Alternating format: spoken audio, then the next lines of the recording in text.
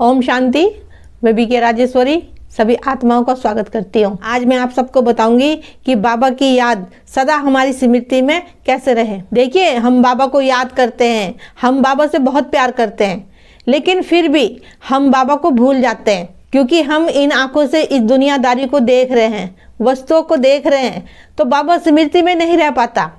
लेकिन इसके लिए आपको प्रैक्टिस करनी पड़ेगी। जितनी आप प्रैक्टिस करोगे, बाबा को याद रखोगे, उतनी वो याद आपकी अंतर मन में समा जाएगी। और जिस दिन बाबा की याद आपके अंतर मन में समा गई, उस दिन फिर आपको ज़्यादा मेहनत नहीं करनी पड़ेगी, लेकिन इसके लिए पढ़ाई पढ़नी पड़ेगी।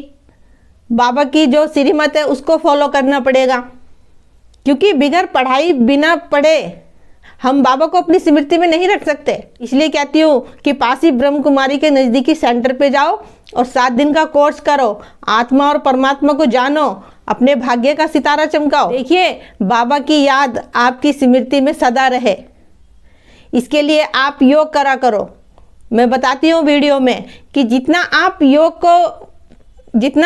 को अपने पावरफुल बनाओगे, यानी कि जितना आप योग करोगे बार बार, नुमा शाम तो है ही है, वैसे भी आप जितनी बारी आपको समय मिले, 1 मिनट 2 मिनट, जितना आप बाबा को याद करोगे और स्वदर्शन चक्र फिराओगे और चलते फिरते बाबा को याद करोगे, खाते पीते याद करोगे, तो वो ऑटोमेटिकली बाबा की याद आपके अंतर मन में समा जाएगी। लेकिन वही है कि बच्चे कब करते हैं, कब नहीं करते, छोड़ देते हैं, तो ऐसे तो नहीं होगा। और देखो, पहली बात तो यह है कि उस परम पिता परमात्मा पे निश्चय होना चाहिए, क्योंकि अगर आपको निश्चय नहीं है कि मैं आत्मा हूँ और परम पिता परमात्मा ज्योति बिंदु है, जब तक भी आप आगे नहीं बढ़ने के, क्योंकि निश्चय बहुत जरूरी है। इसीलिए कहती हूँ कि आत्मा का पाठ पक्का करो, क्योंकि आत्मा का पाठ पक्का नहीं है जब भी मन के अंदर व्यर्थ भी चलता है और इधर उधर की सोच भी आती है। ठीक है, इधर उधर की सोच भी आएगी, लेकिन मन के अंदर तो ज्ञान ही चलना चाहिए ना, और बाबा की याद रहनी चाहिए, क्योंकि कर्म तो करना है, बाहर भी निकलना है, सबके साथ उठना बैठना भी है, बोलना चालना भी है, लेकिन अंदर ही अंदर, मन ही मन, तो बाबा का ज्ञान का आप सिमरन कर सकते हो, बाबा को याद कर सकते हो। बस यही प्रैक्टिस हैगी। देखिए, पढ़ाई तो पढ़नी पड़ेगी, पढ़ाई नहीं पढ़ोगे तो कैसे आगे बढ़ोगे। लौकिक में भी देखो, बच्चे पढ़ाई पढ़ते हैं, जब वो है नौकरी वगैरह करते हैं, जब तो आगे बढ़ते हैं वो। अगर पढ़ाई नहीं करेंगे तो क्या करेंगे वो। तो ऐसी बाबा की पढ़ाई हैगी, पढ़ाई हम पढ़ेंगे तो हम आगे बढ़ेंगे, जब जाके हम नर से नारायण बनेंगे। इसलिए कहती हूँ, पढ़ाई को खूब पढ़ो और खूब योग करो और बाबा से खूब बातें करो। जितनी आप बाबा से बातें करोगे, जितने ही आप बाबा का चिंतन करोगे, देखिए सब कुछ आपको अपनी स्मृति में लाना है, लाना पड़ता है स्मृति में। जैसे हम लौकिक में अपने बच्चे, कोई काम है, काज है, कहीं जाना है, पहले स्मृति में तो लाना पड़ता है कि हमें ये करना है, वो करना है। ऐसी स्मृति में बाबा को लाना पड़ता है, ज्ञान को लाना पड़ता है।